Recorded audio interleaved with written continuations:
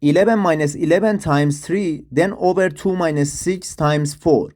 What is the answer of this question? Hi friends and welcome to Turbo Maths channel. To solve this question, we need to follow the order of operations, which is PEMDAS. PEMDAS shows the priority of the mathematical operations. If you don't pay attention to this rule, you get the wrong answer. In this rule, P stands for parentheses, E stands for exponent, M stands for multiplication, D stands for division, A stands for addition, and S stands for subtraction. Multiplication and division have the same level of priority. Also, addition and subtraction have the same level of priority. When we have both in an expression, we start from the left and simplify the question.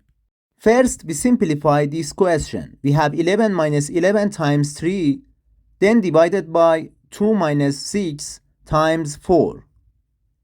According to the PEMDAS rule, first we simplify the parentheses.